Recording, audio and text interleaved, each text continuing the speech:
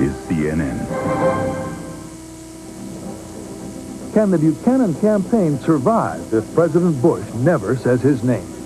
Can someone who never served and opposed the Gulf War win over Southern conservatives? How can someone who has spent nearly his entire life inside the Beltway run against Washington? Welcome to NewsMaker Sunday. I'm David French in Washington. Frank Sesno is off today. Those questions for Republican presidential candidate Pat Buchanan. From Washington, this is NewsMaker Sunday with Frank Sesno.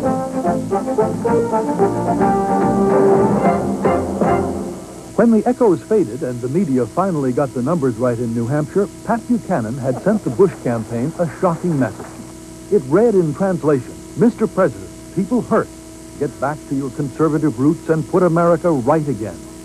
The latest CNN USA Today Gallup poll, taken at midweek, shows more Republicans saying President Bush does not deserve re-election than say he does, by 47% to 42%. In the same poll, 62% wanted Buchanan to stay in the race. The next 3 weeks belong to the South. 4 years ago, the South led our party to a great victory across the entire country. And this year, the South will lead us to victory in November 1992. On the outside, looking in, Buchanan was not allowed to address South Carolina Republican Party officials Friday when the president did. If the Republican Party doesn't stop keeping me out of these speeches and keeping me out of dinners and refusing to debate me, we're going to have to change the party symbol from an elephant to a big chicken. The real campaign C word is not chicken, but conservative. The Bush campaign strategy so far is to keep Mr. Bush presidentially above the fray and leave the attacking to others. I don't think a future conservative ought to support a protectionist policy. I don't think a futuristic conservative ought to be an isolationist. And I think most conservatives supported President George Bush on the Persian Gulf War. Pat Buchanan is not my type of conservative. I think I am far more representative of the conservative movement than Pat Buchanan. The first big Southland Bush-Buchanan battle is March 3rd in Georgia. Conservative Democrats could swell Buchanan's tally. South Carolina is next, March 7th, where saving textile jobs is a major Buchanan appeal. Then comes Super Tuesday, March 10th, and 8 Republican primaries that can make or break the Buchanan campaign. With me today to question the candidate is Eleanor Clift, congressional and political correspondent for Newsweek magazine. Now Pat Buchanan joins us from the campaign trail in Tampa, Florida. Pat, we thank you for taking the time to be with us. Delighted, David. Didn't hear much from you, Pat, in New Hampshire about affirmative action, about reverse discrimination. Yet no sooner do your black shoes get down to Dixie than we hear all kinds of things about it. You're sounding like George Wallace. Answer this. Do you need to outdo David Duke to beat George Bush in the South?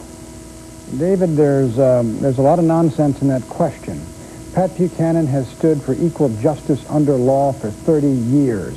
Up in New Hampshire, we mentioned the issue of racial quotas, and we mentioned it whenever we were asked. Clearly, it was not an issue up there, but it goes to Mr. Bush's credibility. He said he would not sign a quota bill. He signed it. Quotas involve reverse discrimination against folks because of their ethnic background and gender or race, and that is as wrong when it's done to white folks as when it's done to black folks, and I've stood for that position for 30 years. Pat, put some faces on that thought. Who are you talking about? Clarence Thomas? Are you talking about Secretary Sullivan? Who do you mean? Who do you mean? I'll tell you who I mean, David. At the FBI today, there are set-asides of 25% of new hires have to be minorities, 25% of each new class has to be women. To me, that is dead wrong. Women should be allowed to compete for every position, so should blacks and other minorities, but the job should go on the basis of excellence and merit and ability, and the whole idea of racial entitlements should be removed from federal hiring and promotion. That's exactly what I mean. Under Mr. Bush, I believe that reverse discrimination at the Department of State and at EPA have become commonplace. I have seen EPA regulations which say if you don't fill a certain number of positions, 52% of all new hires are to be handicapped or minorities or women. That type of thing to me is wrong, and I'm going to oppose it down here and across this country. Eleanor. Patrick, you said it would be easier to settle British immigrants in Virginia than Zulus. What does that comment say about your attitude toward the races? It doesn't say anything. It says that some groups of folks are much easier to assimilate, Eleanor, in a Western society like the United States than others. I would use the example of Native Americans. Navajos, for example, many of them desire to continue living on reservations rather than assimilate themselves into the larger society, whereas Dutch immigrants, for example, I doubt if you could find any enclaves in America. To say that groups assimilate at different rates does not mean one group is bad or the other is good. It simply means that culture and language and things like that have a lot to do with how people live together. Do you have any evidence that groups coming, say, from Africa would assimilate at a slower rate than groups coming from Western Europe, that would be their choice? Well, I don't know about choice, Eleanor, but take a look at our own history. Take a look at certain titles and dates, say the Missouri Compromise, Dred Scott, Gettysburg, Plessy v. Ferguson, Brown v. the Board of Education, Howard Beach. All these are names and titles of various milestones in our own effort to assimilate in our society, a noble effort, the 10% or 12% of Americans who are black. We have not fully succeeded. We made great progress there. And that, to me, describes a situation in our country which has been one of the most difficult in our times. And it tells you that some folks and others are difficult to, some folks are more difficult to assimilate into a Western society where the language is English and the institutions are English. That is all we are saying, that people have a right to decide on immigration, when and where folks come from. Pat, we do that in the new immigration law. Pat, if those are your issues, I can't wait to see your bumper stickers.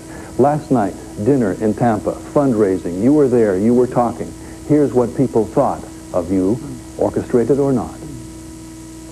We've got some disagreements on domestic economic policy. Mr. Buchanan, I didn't come here tonight to hear my question. All right.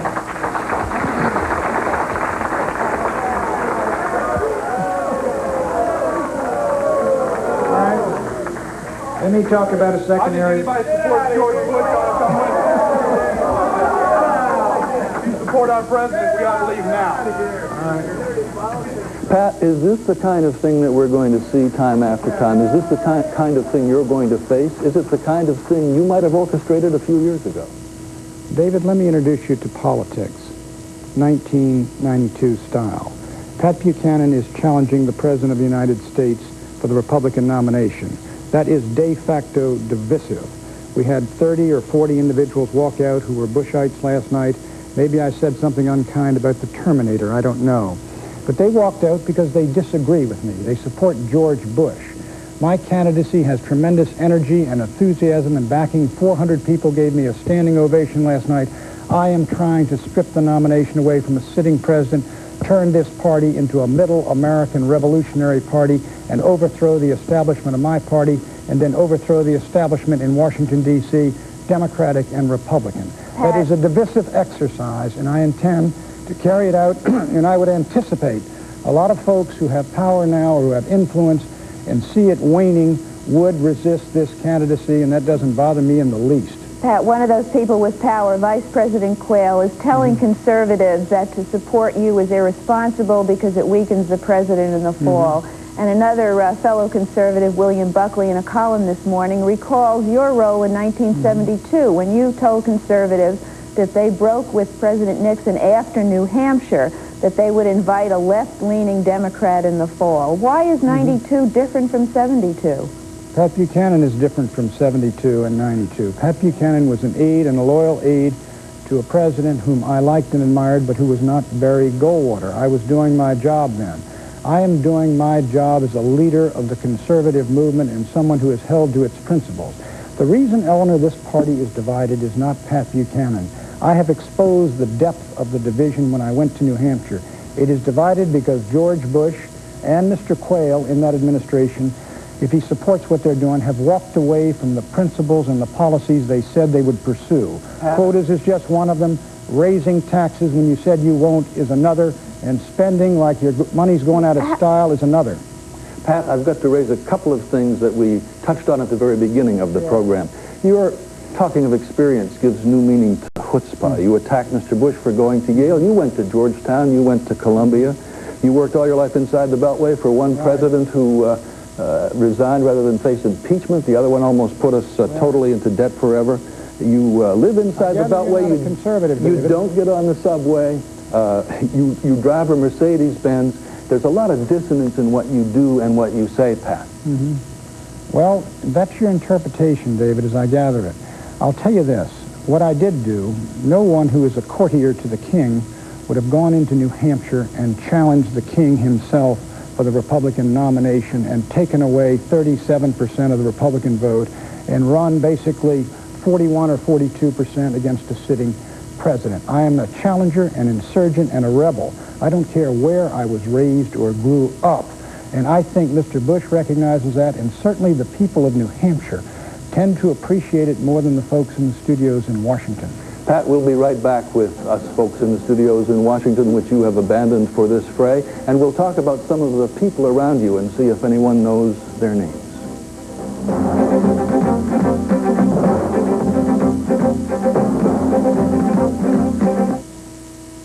NewsMaker Sunday is brought to you by GE. From satellites to medical systems, we bring good things to life. It's Grand Central Station. It's Carnegie Hall.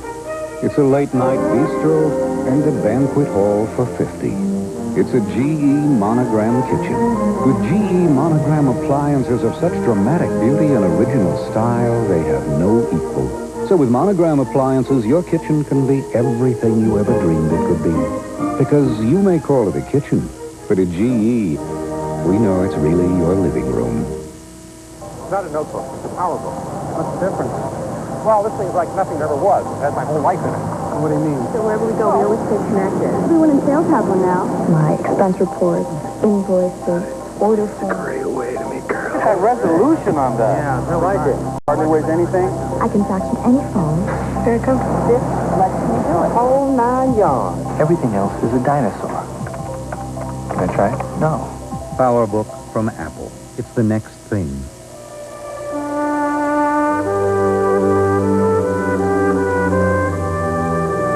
In these times, when energy security is so important, it's reassuring to know that virtually all the natural gas used in North America comes from North America.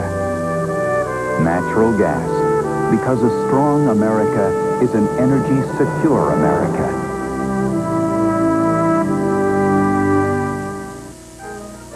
On CNN tomorrow, did it cost too much for those groceries? Scam instead of scams on Day Watch. Then on Cryer and Company, is the president feeling the crunch of recession? All tomorrow on CNN.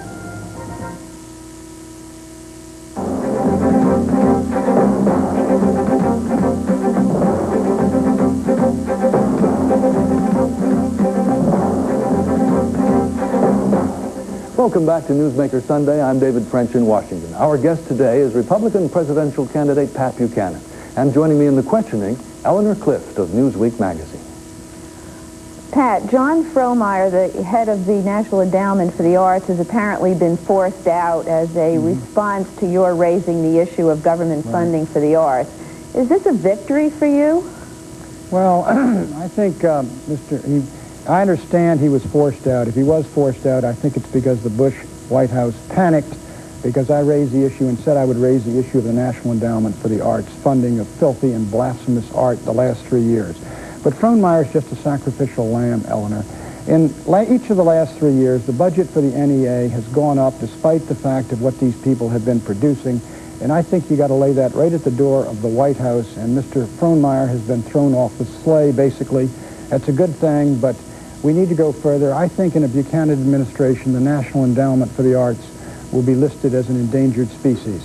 Well, you've said you don't want the government funding pornographic art. What's your definition of pornography? If they don't know the definition of pornography, or they don't even know it when they see it over the National Endowment for the Arts, certainly we ought not to be asked to fund it. I think what they did over there with those Mapplethorpe photos and with Andrea Serrano's, portrait of a Christ figure in urine was to deliberately try to offend and injure and wound Americans who believe in Christianity, and I would have taken the officials responsible and thrown them out of there so fast it would make your head swim, and they will go if I am in the White House.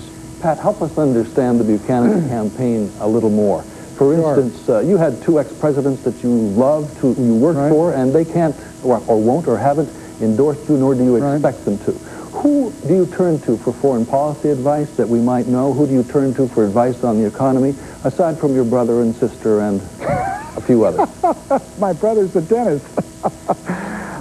Listen, David, I myself have written foreign policy speeches 20 years ago in the Vietnam War. Pat, the question is... I turned to myself, listen... Is it you alone out there, Pat?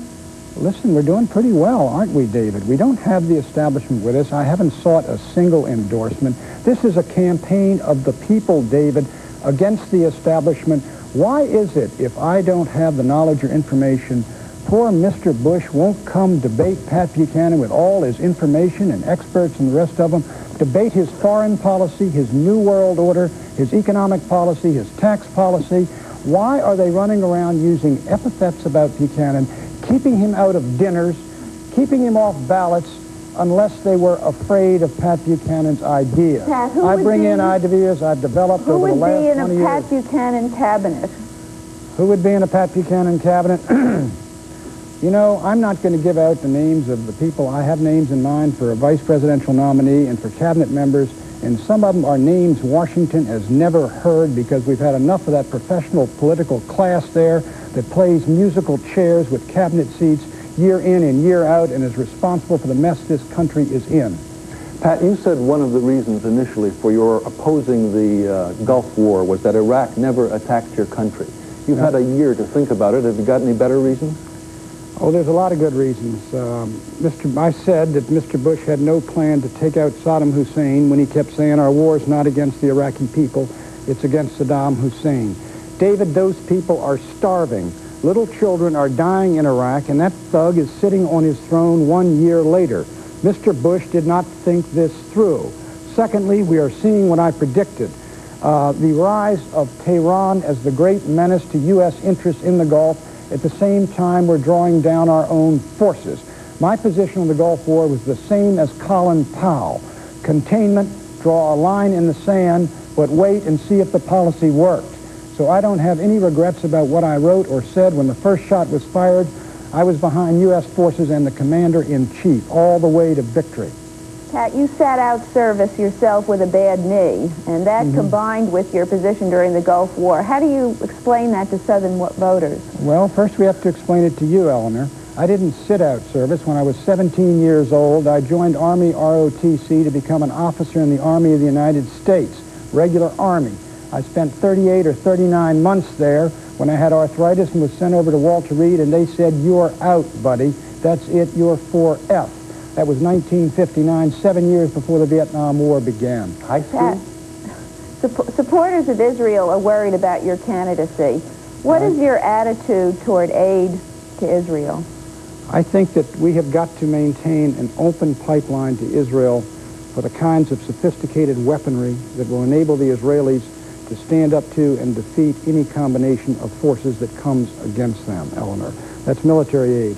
With regard to economic aid and what I think are basically income transfers from one government to another, I would phase out economic aid all over the world to third world and socialist regimes, take that $15 billion and return it to the American people. Secondly, Eleanor, I am opposed to the present foreign aid bill Mr. Bush is trying to sneak through Congress with $12 billion for an international monetary fund, which has got to stop looting the capital of the American people when our own economy is in trouble. And so that's exactly what I would do with regard to economic aid, and the World Bank would hear from me as well. Patrick, speaking of your pubescent trick knee, what is your health care program? I would be interested in seeing the relevance of those 2 points, David. I'd be interested in hearing you say anything about health care. You went through New Hampshire and never mentioned it. There are people up there who are literally wiped out because they can't afford health care. David, did you know that Pat Buchanan got the support of 60% of union members in New Hampshire and got overwhelming support among voters in New Hampshire who have a member unemployed and got tremendous support among those making $10,000 to $30,000? You beat George Bush hands down among working people. And I did so on one idea on health care. I am against socialized medicine, but I am in favor of tax credits to enable working people who don't have health insurance to at least get the insurance that people on welfare are now given by the federal government. Pat, as a commentator, you've made caustic remarks about a number of groups. For example, you've called gays sodomites and suggested that AIDS is nature's revenge. Now that you're running for president of all the people, do you regret those kinds of remarks? Of course not. I was a good commentator, Eleanor, and I wrote good columns, and that's why I'm being quoted, I think, long, long after those columns have been forgotten and now being dredged up. With regard to AIDS, anybody that has AIDS ought to be treated the same way as someone who has cancer, or a killing cancer, with care and compassion. But with regard to this practice of promiscuous homosexuality, I will tell you flat out, it is my deep-felt belief that it is morally wrong, that it is socially ruinous, that it is medically destructive. And I do not take back one word of that statement. Pat Buchanan, thank you very much for joining us on the trail in Florida. And I've enjoyed it, David. Thank you, Patrick. And Eleanor Cliff, thank you as well. Thank you. Along next, your turn on NewsMaker Sunday. Stay with us. Every 7 seconds of every day, someone is going somewhere with GE because over 200 of the world's airlines rely on the power of GE jet engines. Budapest and Sydney, Monte Carlo, San Diego, Santiago, Barcelona, Arizona, Bora Bora, Clacamora, and Siena, and Vienna, and New York, and County Cork. GE in the air, we'll be there.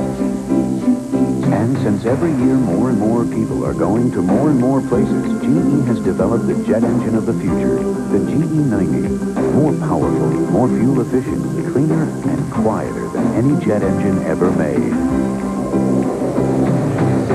In Uruguay and Malibu and Paraguay and Rome and Santa Fe and Cincinnati and LA, and there is Canada and Malaga and Rimini and Rimini, New Delhi, Kansas City, and a town without a penny. GE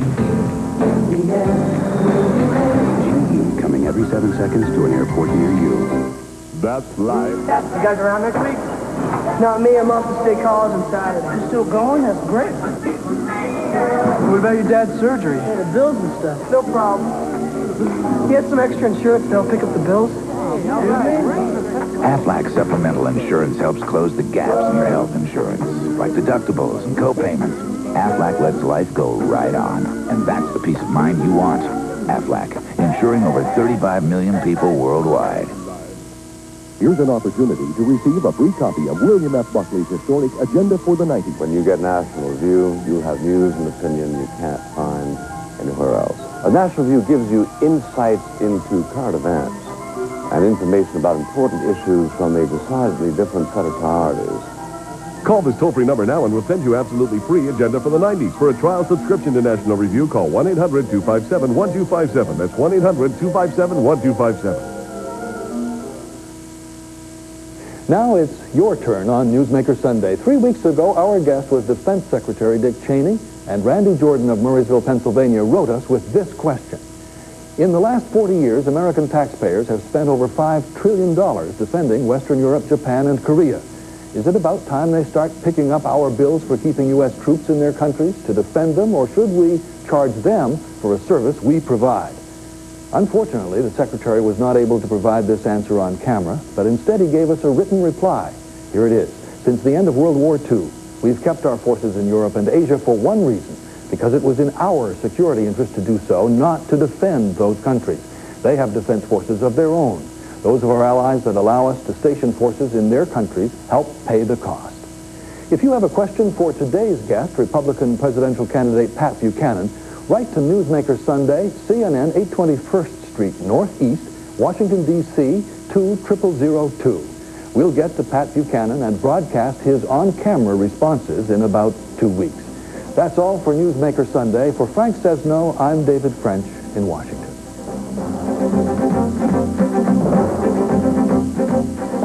For a transcript of NewsMaker Sunday with Frank Sesno, send $4 to NewsMaker Sunday Transcripts, Journal Graphics, 1535 Grant Street, Denver, Colorado, 80203. Or call 1-303-831-9000.